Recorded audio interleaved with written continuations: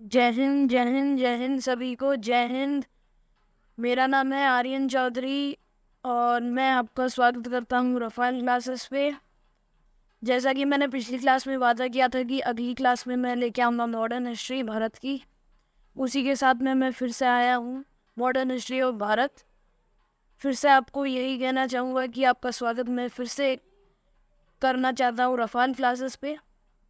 Rafale classes एक ऐसा free platform है जहाँ पे आपको देखो फ्री नोट्स मिलेंगे, फ्री फैक्ट्स मिलेंगे, free study notes plus classes सब मिलेंगी। और आप हमें ये सारी फ्री चीज़ें अवेल करने के लिए व्हाट्सएप या फिर टेलीग्राम चैनल दोनों पे ज्वाइन कर सकते हैं। ये दोनों भी फ्री ऑफ कॉस्ट हैं।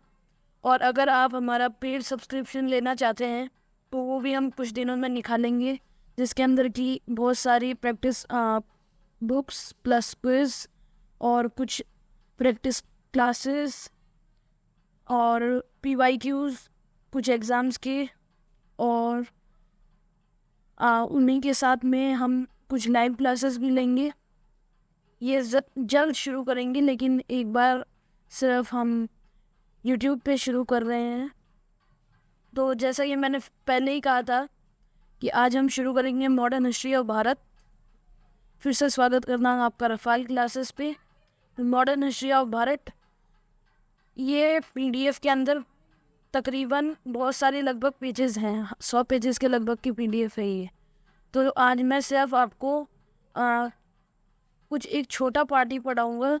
जो इसका पार्ट है वो छोटा ही पढ़ाऊँगा। फर्स्ट पार्ट होगा आज, फर्स्ट ऑफ कोर्स ये मॉडर्न हिस्ट्री का, क्योंकि एक बार मैं पूरा करूँगा, कवर करने जाऊँगा तो मुझे भी पता है ये मुश्किल होगा थोड़ा बहुत आपके लिए भी याद करने के लिए, मेमोराइज करने के लिए। तो इसके लिए मैं आपसे ये अनुरोध करूँगा कि आप डेली की लाइव जो ये क्लासेस होंगी वो देखें। तो आज हम शुरू करते हैं पार्ट 1 तक।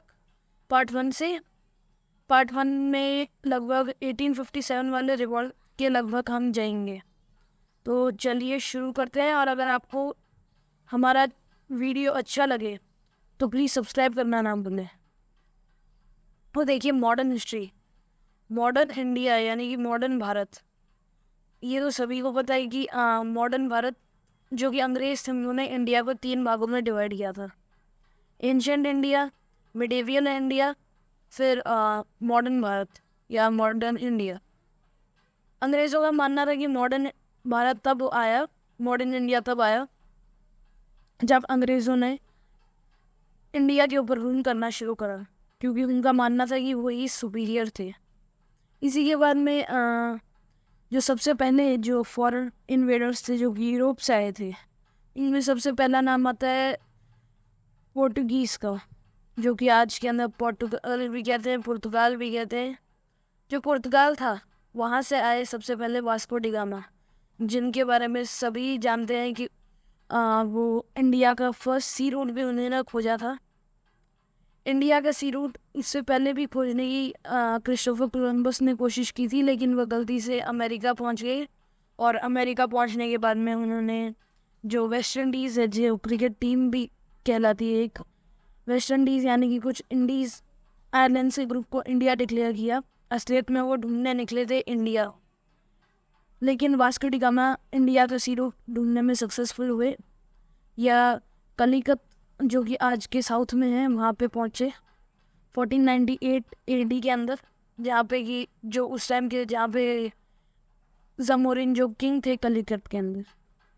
अब ये देखिए जो जमोरिन था वो उस टाइम बहुत ही फेमस किंग था, मतलब कि उसने उनका धूम धड़ाके से स्वागत किया। उसे लगा ट्रेड के लिए आए हैं, बहुत पैसा कमाने को उसको, उसे लगा कि बहुत सारा पैसा कमा पाएगा वो। लेकिन ये बात नहीं थी, क्योंकि जैसा कि हमें पता ही है कि ये जितने भी फॉरेन इन्वेडर्स थे ये सब लूटने के लिए आए थे। इसी के बाद में जो अल्बुकर्क्यू जो कि एक फ्रेंच इन्वेडर था, वो भी फ्रेंच माफ की जगह पोर्टुगल इन्वेडर था वो, जो कि गोवा पहुंचा बीजापुर से और बॉम्बे से। सबसे पहले मतलब कि वो बॉम्बे सी रूट से आया, फिर बीजापुर गया, फिर बीजापुर से गोवा आया। अब ये जो अल्बुकर्की, क्या पता क्या नाम है इसका, कैसे कैसे नाम रखते थे वो लोग। जो अल्बुकर्की जो था बंदा, एक वहाँ का गवर्नर जनरल रहा था ये गोवा का। वो आया बीजापुर, सबसे पहले बॉम्बे गए, फिर आया बीजापुर, बीजापुर से सीधा बीजापुर यानी कर्नाटक वाला, बीजापुर से सीधा आया गोवा। हम गोवा जाते ही जब जैसे ही उसने गोवा को मतलब कि अपने कैप्चर में ले लिया था, बाद में वो अंग्रेज़ों से उन्होंने जंग हारने के बाद में ये जगह अंग्रेज़ों को दे दी थी। जब इनकी लड़ाई हुई थी उसमें ये हार गए थे। जो लास्ट यूरोपियन थे वो भी पोर्टुगीज़ ही थे, जो कि गोवा और दमन एंड दीव को छोड़ के गए थे 1961 के अंदर, जिसके अंदर भी एक ऑपरेशन चलाया था जवाहरलाल नेहरू ने इन सभी को खाली करवाने के लिए, जिसके अंदर की कई सारे पोर्टुगीज़ की जान भी गई थी। लेकिन ये सक्सेसफुल हुआ था कि हमारे टेरिटरी के अंदर हमारा ही एक कंट्री बनानी थी पोर्टुगीज़ ने, जो कि हमारे लिए बहुत ही बड़ा ख़तरा था। क्योंकि अगर वो कंट्री बना रहे थे तो कंट्री बनाना यानी कि एक तरीके से थ्रेट था, क्योंकि एकदम इंडिया के छोटे से किनार पे है। अगर वहाँ पे बॉर्डर रखना, वहाँ पे आर्मी को तैनात करना बहुत ही ज़्यादा कॉस्टली भी पड़ता। इसलिए वहाँ पे ये चलाए गए ऑपरेशंस और आखिर में इजीली इंडियन आर्मी ने इसे अपने कैप्चर में भी कर लिया। तो चलो अब देखते हैं।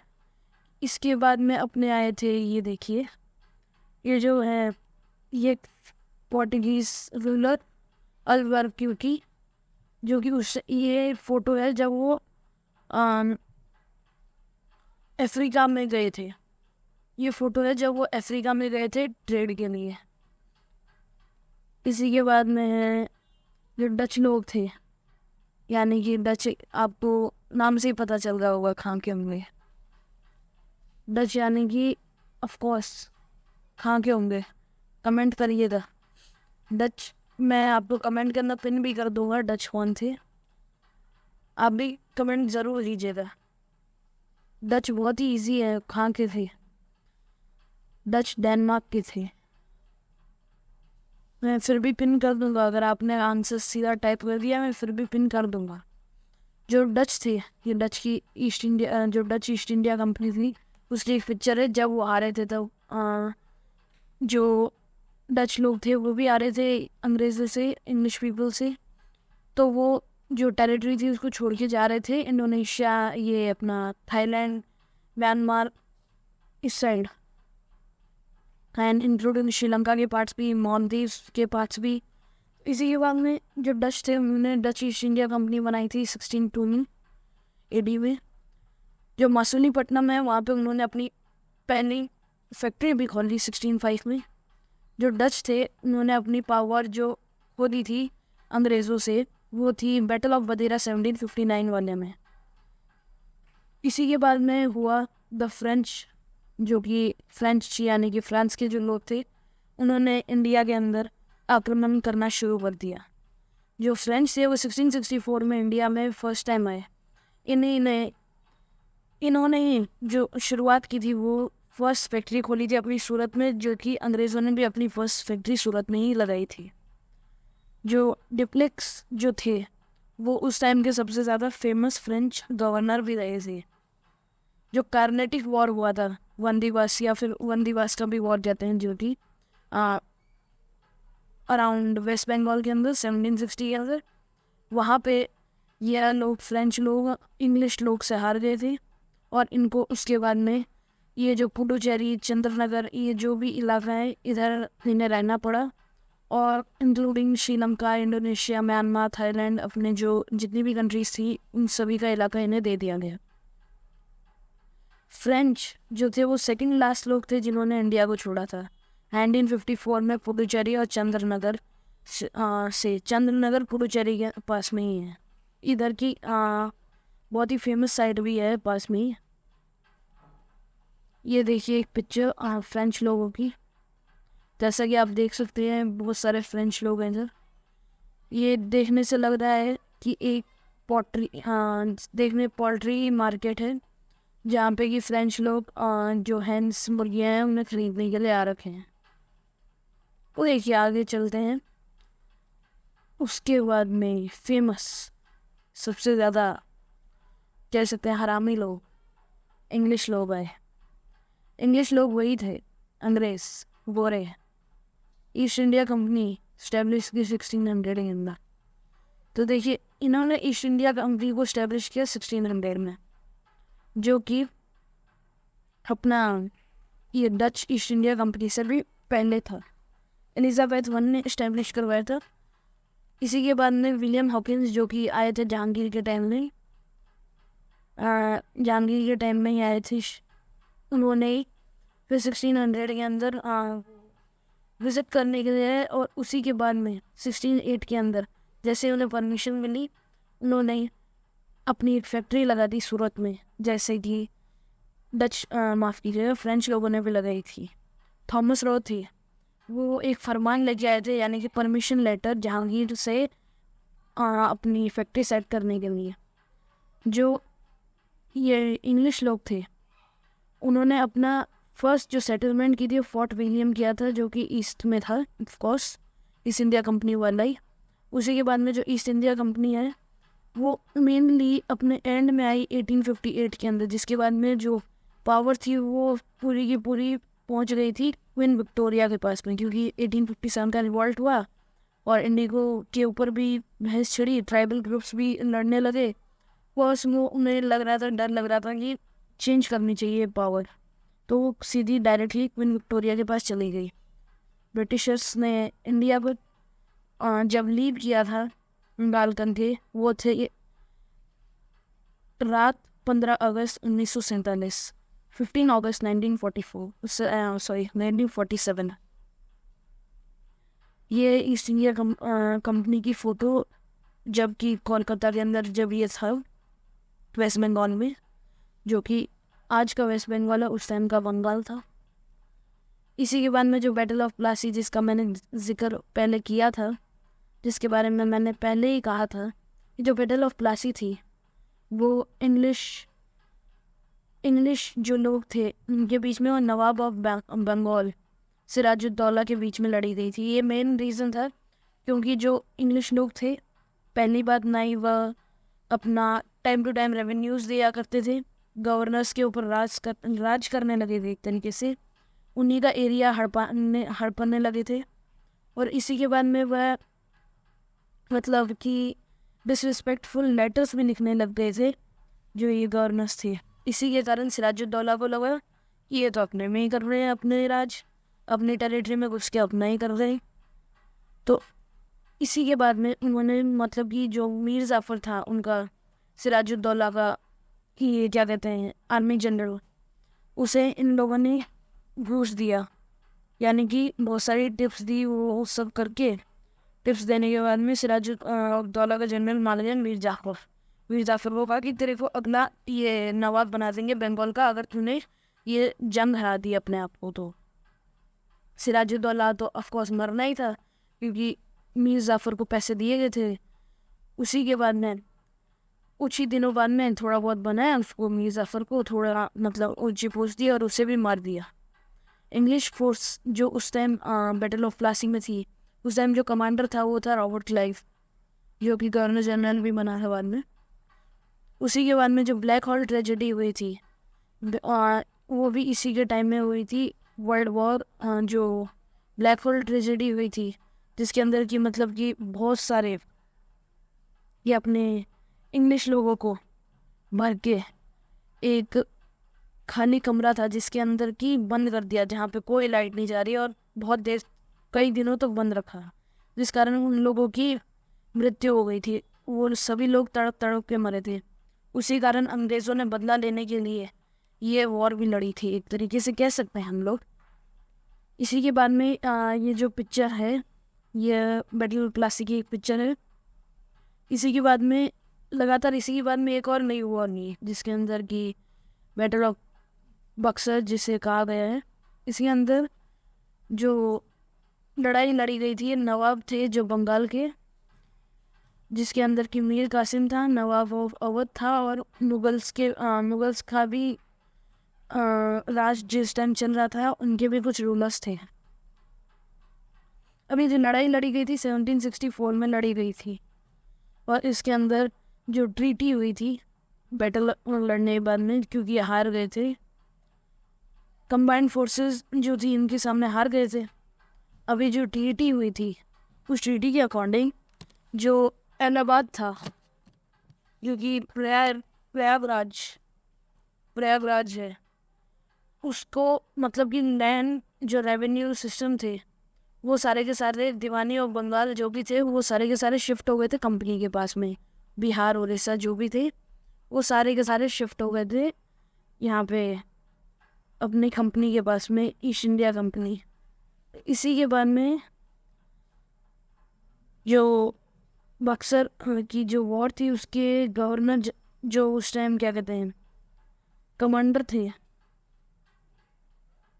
इनका नाम था हेक्टर मुनरो, जो कि इन्हीं के ऊपर जो दूसरे भी थे मुनरो, हेक्टर मुनरो इनका नाम था, जो कि उस टाइम कमांडर रहे थे इसके लड़ाई के।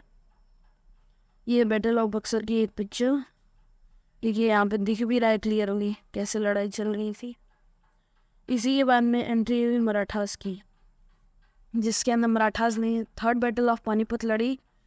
फर्स्ट जो दो वॉर्स थी उनके बारे में मैं बता चुका हूँ।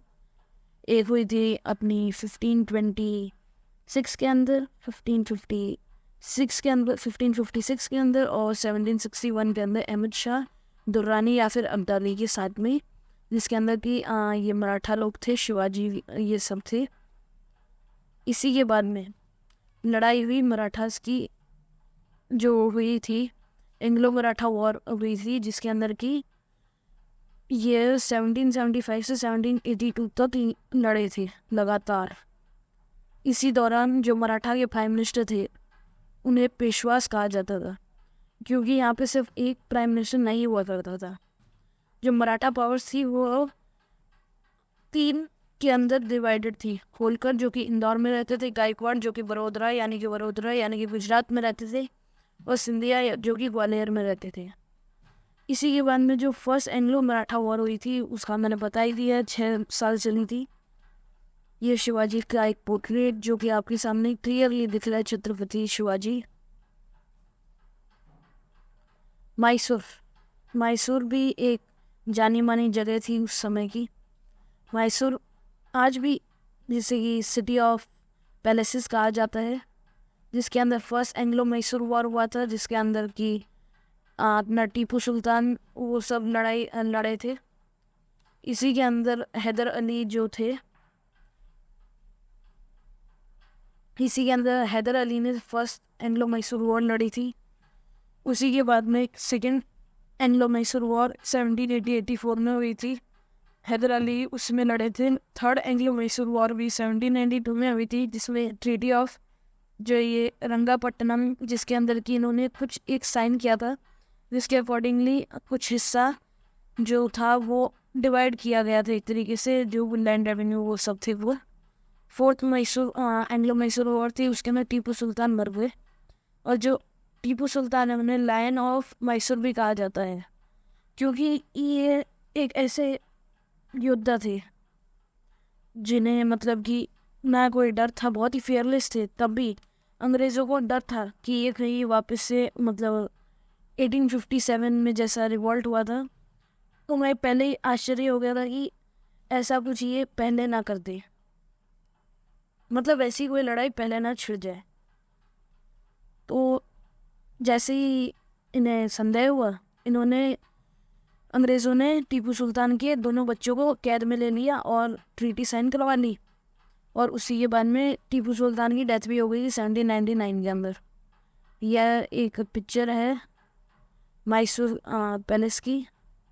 इसी के बाद में जो इंडिया का समय जिसके अंदर अंग्रेज़ों ने बनाया था, इंडिया नाम दिया था, जो कि इंडस वर्ड से डराइव हुआ था इंडिया नाम, 1772 से 1800 तक। इसी के अंदर फर्स्ट गवर्नर जनरल बने बंगाल के वेलन हेस्टिंग्स। इसी के बाद में रेगुलेटिंग एक्ट भी है 1773 का। इसी के बाद में पिट्स इंडिया एक्ट आया 1784 के अंदर। इसी के बाद में एशियाटिक सोसाइटी भी बनी थी 1784 के अंदर विलियम जोन्स की।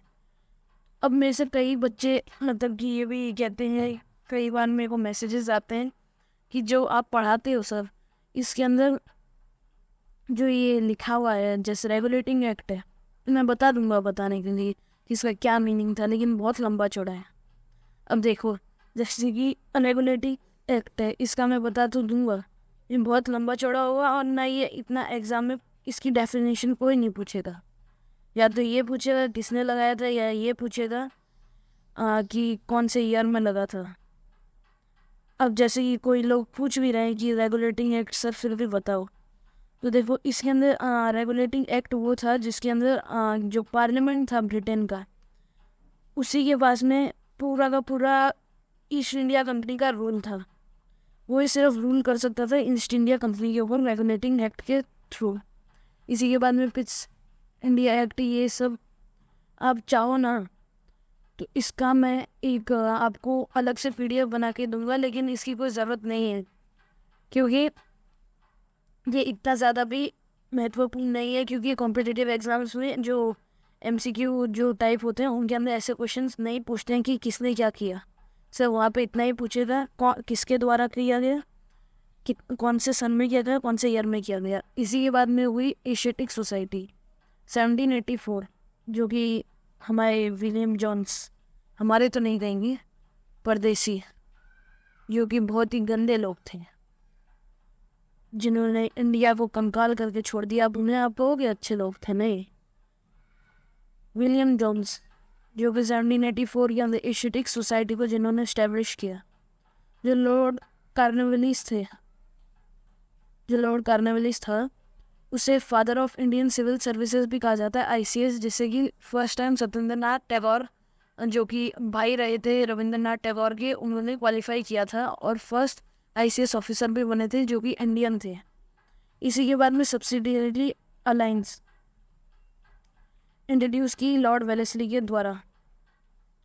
इसके अंदर हुआ ये करता था सब्सिडियरी अलायंस के अंदर कि मतलब कि जो आप नाम से देख के आप गेस कर सकते हो क्या हुआ करता था। अब ये जो लॉर्ड वेलेस्ली था, इसने इसको जैसे इंट्रोड्यूस किया उसी के बाद में इसके ऊपर बहस भी छिड़ गई, जिसके अंदर कि जो लोग थे उन्हें, जो किंग्स थे, उन्हें अपने किंगडम के लिए, मतलब जैसे आज के टाइम में नहीं कहते हफ्ता चाहिए जो गुंडे लोग, वैसे ही इस टाइम हुआ करता था कि जो कंपनी थी वो डिमांड करती थी किंगडम से कि हम आपकी प्रोटेक्शन करते हैं, प्रोटेक्शन मनी हमें चाहिए, जिसके अंदर अगर कोई किंगडम नहीं दे पाता तो उस किंगडम को अपने नीचे दबोच लेती ये अपने रिंग के टाइम में ईस्ट इंडिया कंपनी। जो फोर्ट विलियम था ना कॉलेज जो कि कोलकाता में बनाया था, जैसे कि मैंने कहा था फोर्ट विलियम जो कि फर्स्ट सेटलमेंट भी थी इंग्लिश लोगों की। इसके अंदर मतलब कि उस टाइम के बहुत ही बड़े बड़े लोग पढ़ा करते थे, लेकिन इसे आज भी माना जाए, आज भी बहुत बड़ी कॉलेज है ये, कोलकाता के अंदर सिचुएटेड है। इसे इसी दौरान बनाया गया था 1800 AD के अंदर। ये वैरन हेस्टिंग्स की एक पिक्चर, एक ये लॉर्ड कॉर्नवालिस की पिक्चर, दोनों मोटे सांड।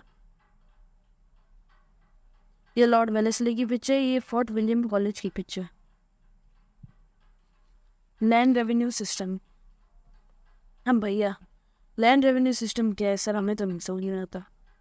लैंड रेवेन्यू सिस्टम यानी कि लैंड यानी ज़मीन, रेवेन्यू यानी कि जो कि टैक्स, सिस्टम यानी कि एक तरीके का क्या कह सकते हैं कि एक तरीके का रूल या फिर एक सेट ऑफ रूल। तो इसके अंदर परमानेंट सेटलमेंट आई सबसे पहले 1793 जो लॉर्ड कॉर्नवालिस ने लगाई, बंगाल, बिहार, उड़ीसा, जिसके अंदर की मतलब जो ये जितनी भी चीज़ें थी उनके ऊपर मतलब कि टैक्स लगाया जाता था। और वो भी कहा यह गया था कि ये चेंज नहीं होगा, लेकिन क्योंकि जो ज़मींदार थे वो नहीं दे पा रहे थे, इस कारण इसे हटाया गया। और ये मेनली लगाया गया था नॉर्थ और ईस्ट के एरिया के अंदर। इसी के बाद में रोतवारी लगाया गया था थॉमस मुनरो के द्वारा 1820 के अंदर बॉम्बे और मद्रास के अंदर, जो कि साउथ वेस्ट और साउथ के इलाके के अंदर लगाया गया था। क्योंकि जो ये इलाका था, इसके अंदर जो कि जितना भी लैंड हुआ करता था, क्योंकि यहाँ के अंदर कोई भी हेड नहीं हुआ करता था, जो रोट यानी कि जो ज़मींदार हुआ करते थे उनसे डायरेक्ट कांटेक्ट किया जाता था और उनके लैंड मैनेजमेंट के हिसाब से उनके ऊपर टैक्स अप्लाई किया जाता था। उसी के बाद में महलवारी सिस्टम इंट्रोड्यूस किया गया था सेंट्रल इंडिया के अंदर, जो कि गंगा वैली के आसपास है। वो भी इसी कुछ प्रकार का टैक्स हुआ करता था, जिसके अंदर की जो लैंड था उसको मतलब कि देखा जाता और उसी के बेसिस के ऊपर, मेजरमेंट्स के बेसिस के ऊपर जो टैक्सेस होते हैं वो लगाए जाते हैं। ये थॉमस मुनरो की एक पिक्चर।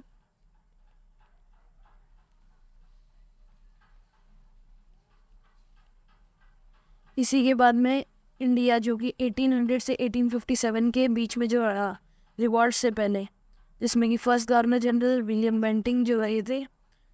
उसी के बाद में फादर ऑफ वेस्टर्न एजुकेशन, जो कि इंडिया के अंदर जो लेके आए थे इंग्लिश एजुकेशन, जो लेके आए थे। पहले हमारे यहाँ पे जो कि आश्रम वो सब चला करते थे, गुरुकुल और आश्रम। उन्हीं के बाद में शुरू किए गए स्कूल्स जिनके अंदर इंग्लिश सिखाई जाने लगी, जो कि विलियम बेंटिंग की एक सोच रही थी। और ये जो इंग्लिश जो लैंग्वेज कंपलसरी थी वो 1835 में मैकली ने बेंटिंग को एक सुझाव दिया था। और जो पॉलिसी ऑफ पैरामाउंटेसी जो कि लॉर्ड हेस्टिंग्स ने लगाई थी, जो उसी के बाद में जो इंडियन पेनल कोड जो कि बनाया गया था इसी दौरान 1860 के अंदर बनाया था। इसी के बाद में जो कि father of Indian penal code जिन्हें कहा जाता है, और लॉर्ड मैकली को ही कहा जाता है, जिन्होंने इंग्लिश लैंग्वेज को क्या कहते हैं मतलब बहुत ज़्यादा आगे बढ़ावा दिया था कि इंडिया के अंदर पढ़ानी चाहिए। और जो पॉलिसी ऑफ पैरामाउंटेसी है, इसके अंदर मतलब कि यही था कि जो गवर्नर जनरल्स थे उनको राइट था कि जो इंटरनल अफेयर्स जो भी चल रहे थे इंडिया के प्रिंसिपल स्टेट्स के अंदर, जैसे कि राजस्थान हो गया, राजस्थान तो उस टाइम था नहीं, तो उसके अंदर जो भी हिस्से थे जैसे कि जो क्या कहते हैं अवध हो गया, साइडों के अंदर जो भी हिस्से बनाए हुए थे वो सारे के सारे जो भी थे उनके अंदर अगर कोई भी गलत काम हो रहा था या जो गवर्नर जनरल्स को लगता तो वो चाहते तो उस काम को रोक सकते थे। इसी के बाद में जो last governor general first vice Roy थे वो लॉर्ड कैनिंग था, 1858 वाला। उसी के बाद में 1858 यानी कि जब रिवॉल्ट ख़त्म हो चुका था, 1857 मई के टाइम में जब रिवॉल्ट भी छिड़ा था 9 मई की रात को। उसी के बाद में जो यूनिवर्सिटीज़ थी कोलकाता के अंदर, जैसे फोर्ट विलियम, वो सब खुल गई थी 1857 से पहले। ये विलियम बेंटिंग, कैनिंग, हेस्टिंग्स, इन सभी की पिक्चर्स जो कि देखने में हमें बिल्कुल कोई मतलब नहीं है। लॉर्ड डलहौजी 1848 से 1856, ये एक अच्छा मुझे लगा क्योंकि इसने बहुत सारी क्या कहते हैं बहुत सारी अच्छे काम किए थे इंडिया को मतलब सजाने के अंदर, इंडिया को मॉडर्न बनाने के अंदर।